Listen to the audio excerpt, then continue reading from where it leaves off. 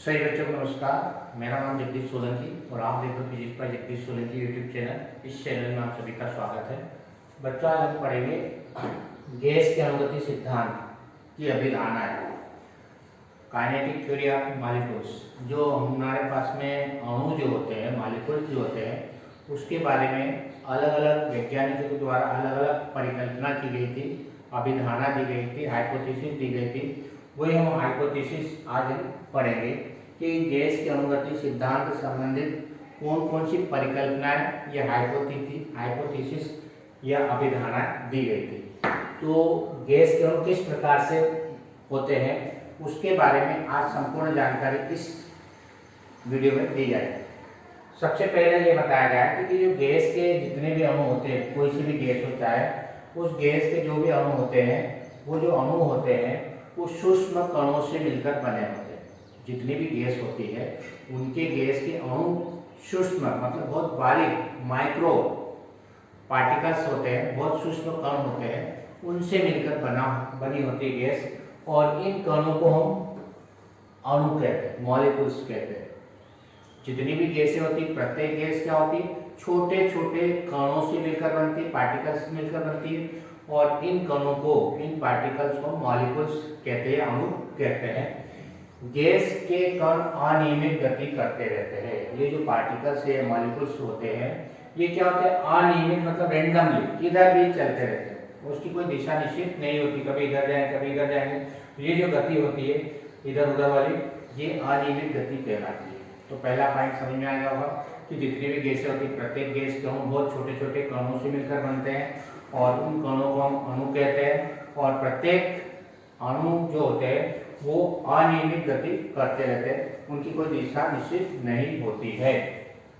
दूसरा पॉइंट हमने देखा कि गैस के कण तब तक सीधी सरल रेखा में गति करते रहते हैं जब तक वो किसी कण से या दीवार से टकराते नहीं है।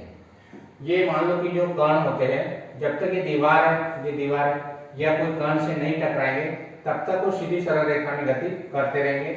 और यदि मान लो कि टकरा जाते किसी दीवार से या कण से तो अपनी दिशा बदल देते हैं।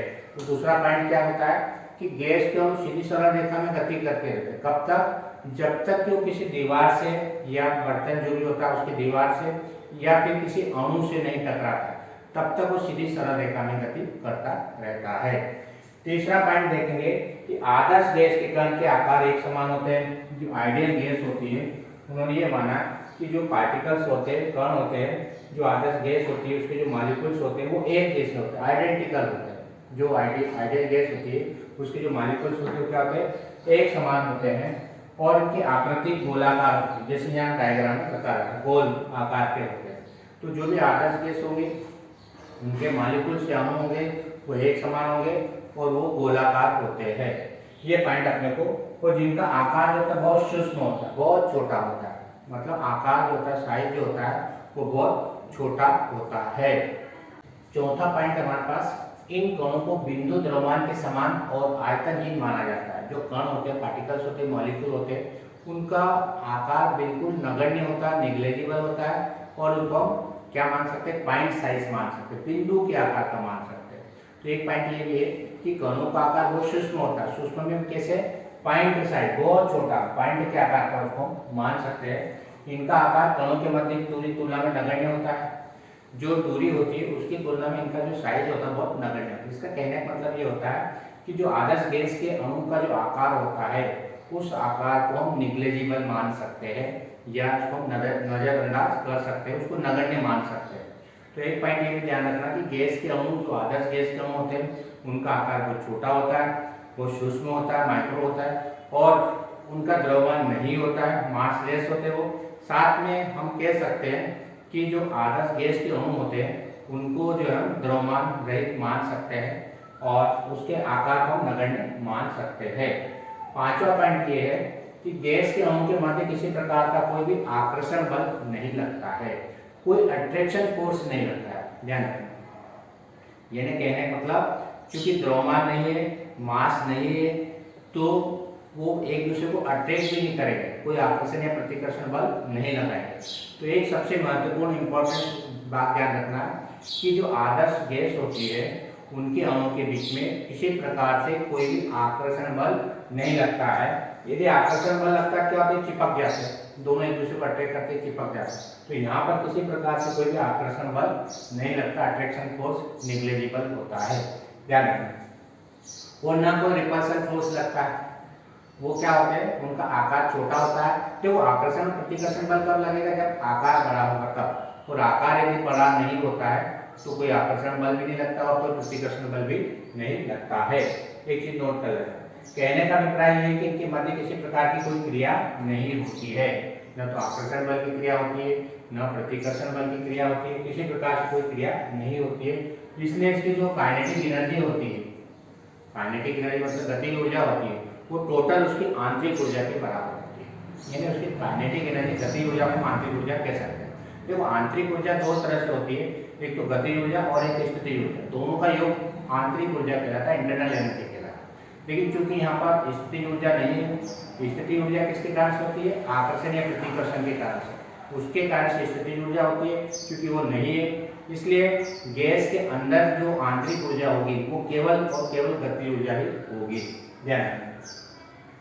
गैस का दाब गैस के कणों में दीवार से टकराने के कारण से होता है। देखो ये दाब कैसे लगाएंगे, जैसे ही दीवार से टकराएंगे तो प्रेशर लगा, जैसे यहाँ बता रहा है, जैसे पार्टिकल्स आए ये टकरा रहा तो ये प्रेशर बढ़ गया।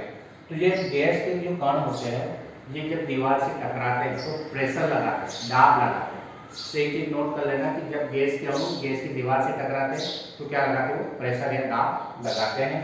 और गैस की दीवारों से टकराने के पूर्ण प्रत्यास्थ टक्कर होती है। प्रत्यास्थ का मतलब किसी प्रकार से कोई ऊर्जा की हानि नहीं होगी, न तो ऊर्जा देगा न ऊर्जा लेगा। तो इस टक्कर को प्रत्यास्थ टक्कर या इलास्टिक कोलिजन कहते हैं। तो गैस के अणु जब दीवार से टकराते हैं तो दाब लगाएंगे, और दाब लगाएंगे तो उसके टक्कर के कारण किसी प्रकार से कोई ऊर्जा की हानि नहीं होगी और न ऊर्जा ग्रहण करेगा न ऊर्जा देगा। तो इस प्रकार की टक्कर को इलास्टिक या प्रत्यास्थ टक्कर कहते हैं। तो ये चीज नोट कर लेना। टक्कर का समय दो टक्करों के मध्य लगे समय की तुलना में बहुत कम होता है, अर्थात टक्कर बहुत कम समय अंतराल की होती है। इसमें क्या होता है, मान लो एक कण ये है और एक कण ये है, तो जब ये कण यहाँ से यहाँ तक चल के जाता है तो जो समय लगता है वो समय जब ये टकराते हैं, वो टकराने का जो समय होता है वो बहुत कम होता है, और यहाँ से यहाँ तक जाने में जो समय लगता है वो ज़्यादा होता है। कहने मतलब ये हुआ, इन्हें कह सकते हो कि आप दो अणुओं के बीच जो टक्कर होती है वो बहुत कम समय अंतराल के लिए होती है, बहुत कम टाइम इंटरवल के लिए होती है। ये चीज़ ध्यान रखना। किसी गैस की गतिज ऊर्जा जो काइनेटिक एनर्जी होती है वो ताप को केल्विन के रूप में मापकर किया जाता है। जब भी हम काइनेटिक एनर्जी निकालेंगे तो टेम्परेचर को हमेशा केल्विन में ही लिखना है, ये चीज़ यहाँ नोट कर लेना। फिर काइनेटिक थ्योरी में जो भी हम टेम्परेचर देखेंगे वो केल्विन में ही नोट करेंगे। हर गैस के कणों की गति अलग अलग हो सकती है, हर गैस के कणों की गति अलग अलग हो सकती है, लेकिन जब अपन मान निकालेंगे तो हमेशा वो औसत मान, एवरेज वैल्यू ही निकालेंगे काइनेटिक एनर्जी की। क्यों? क्योंकि बहुत सारे पार्टिकल्स होते हैं, कण होते हैं। अब एक एक कण की गति ऊर्जा तो हम निकाल नहीं सकते। क्यों? क्योंकि वो रेंडमली गति करते हैं, इधर जा रहे उधर जा रहे, कोई उसकी फिक्स नहीं होती। काइनेटिक एनर्जी अलग अलग होती है। इसलिए क्या करते हैं, सभी कणों का हम क्या करते हैं, एवरेज लेते हैं और उसकी एवरेज यानी औसत गति ऊर्जा का मापन हम करते हैं। ये चीज यहाँ नोट कर लेना। किसी गैस की औसत गति ऊर्जा का मान ताप पर निर्भर करता है, टेम्परेचर पर डिपेंड करेगा। जैसे मान लो कि टेम्परेचर यहाँ पर कम है, यहाँ थोड़ा ज़्यादा है, यहाँ बहुत ज़्यादा है, तो तीनों के बीच यदि कंपैरिजन करते हैं तो गति ऊर्जा मतलब ये गति कर रहे हो काइनेटिक एनर्जी। अब यहाँ पे ज़्यादा गति हो रही, काइनेटिक एनर्जी ज़्यादा गति मोशन में, या काइनेटिक एनर्जी उससे कम है और यहाँ बहुत कम है। यानी कहने मतलब जब काइनेटिक एनर्जी जो होती है वो टेम्परेचर यानी ताप पर निर्भर करेगी, और यदि टेम्परेचर बढ़ा देंगे, ताप बढ़ा देंगे, क्या होगा, उसकी गति भी बढ़ेगी, काइनेटिक एनर्जी भी बढ़ेगी। तो एक बात नोट कर लेना कि जो काइनेटिक एनर्जी होती है, गति ऊर्जा होती है, वो ताप के समानुपाती या डायरेक्टली प्रोपोर्शनल होती है, टेम्परेचर पे डिपेंड करेगी। ये चीज ध्यान रखना। जैसे जैसे हम टेम्परेचर बढ़ाते जाएंगे गैस की काइनेटिक एनर्जी भी बढ़ती जाएगी। जैसे टेम्परेचर बढ़ा सबसे ज़्यादा या काइनेटिक एनर्जी ज़्यादा मोशन कर रहा। सभी गैस एक निश्चित ताप पर समान औसत गति ऊर्जा रखती है। एक सबसे महत्वपूर्ण, यदि सभी गैसों के तापमान यदि समान है तो उनकी काइनेटिक एनर्जी भी समान होगी, औसत गति ऊर्जा भी समान होगी। Kinetic energy depend only temperature, और टेम्परेचर यदि सेम है सभी गैसों का तो क्या होगा, उनकी गति ऊर्जा यदि सेम है, टेम्परेचर यदि सेम है तो काइनेटिक एनर्जी भी सेम होगी, गति ऊर्जा भी समान होगी। गैस के कण जितने हल्के होते हैं उतनी अधिक तेजी से गति करते हैं, स्वाभाविक है। कोई यदि पार्टिकल हल्का होगा, कम मास वाला होगा तो ज़्यादा तेज गति से चलेगा, और यदि कोई भारी कण है, भारी पार्टिकल है तो वो धीरे गति करेगा, उसका मास कम होगा तो ज़्यादा गति करेगा, और मास ज़्यादा होगा तो कम गति करेगा। इस नियम में न्यूटन की गति के नियमों की पालना होती है, मतलब न्यूटन की गति के नियमों का सब पालन होगा। इस तरह से हमारे पास में कुछ अभिधारणा थी गैस से संबंधित। तो इसमें हमें महत्वपूर्ण चीजें ध्यान रखना है। सबसे पहली बात कि गैस के अणु छोटे छोटे कणों से मिलकर बनता है, उन कणों को हम अणु कहते हैं, और ये अणु किसी भी दिशा में जैसे ये अनियमित गति करते रहते हैं। फिर हमने देखा कि ये जो सीधी सरल रेखा में गति करते हैं, परंतु जब टकराते हैं बर्तन से या आपस में टकराते हैं तो इनकी दिशा बदल जाती है। फिर हमने देखा कि इनका जो आकार होता है एक जैसा होता है लगभग, और इनकी आकृति गोलाकार होती है, और ये बहुत सूक्ष्म कण होते हैं, बहुत छोटे कण होते हैं। फिर हमने मान लिया कि ये जो पार्टिकल्स होते हैं द्रव्यमान के आकार बहुत पॉइंट चार्ज होते हैं, बिंदु के आकार का बहुत छोटे होते हैं, इसलिए इनके द्रव्यमान को नगण्य मान लेते हैं। और हम क्या कह सकते हैं कि आदर्श गैस की तुलना यदि करते हैं, मतलब मानते हैं, तो आकार निग्लिजिबल होता है, उसको हम नजरअंदाज कर सकते हैं। और एक चीज महत्वपूर्ण ये होती है कि गैस के अणु कोई भी आपस में कोई आकर्षण या प्रतिकर्षण बल नहीं लगाते, ना तो दूसरे कण को आकर्षित करते हैं ना प्रतिकर्षित करते हैं। इसका मतलब ये होगा कि उनके बीच में कोई भी आकर्षण या प्रतिकर्षण बल नहीं लगता है, ये चीज नोट कर लेना। और गैस का जो दाब होता है वो किसके कारण से उत्पन्न होता है, गैस का जब दीवार से टकराते हैं तो दाब उत्पन्न करते हैं, प्रेशर उत्पन्न करते हैं। और उनके जो मान होता है टक्कर में लगा बहुत कम समय अंतराल के लिए टकराते हैं। 60 में यदि कहें तो पार्टिकल जो अणु होते हैं, कण होते हैं, मॉलिक्यूल्स होते हैं, बहुत कम समय के लिए टकराते हैं वो, और उसकी जो काइनेटिक एनर्जी होती है उसमें टेम्परेचर को हम केल्विन में लेंगे, और हम अलग अलग पार्टिकल्स की काइनेटिक एनर्जी अलग अलग होती है, इसलिए क्या करते हैं उनका एवरेज औसत मान निकाल के उसको हम ज्ञात करेंगे। और काइनेटिक एनर्जी टेम्परेचर पर डिपेंड करेगी, टेम्परेचर अधिक होगा तो काइनेटिक एनर्जी ज़्यादा होगी, टेम्परेचर कम होगा तो काइनेटिक एनर्जी कम होगी। और यदि सभी गैसों के टेम्परेचर यदि सेम है तो उनकी काइनेटिक एनर्जी भी सेम होगी, और गैस के जितने कण हल्के होंगे उसकी काइनेटिक एनर्जी ज़्यादा होगी, ज़्यादा तेज गति करेगी, और जिनके क्या नाम भारी होंगे वो कण धीरे गति करते हैं। और इसमें न्यूटन के संबंधित सभी नियम लागू होंगे।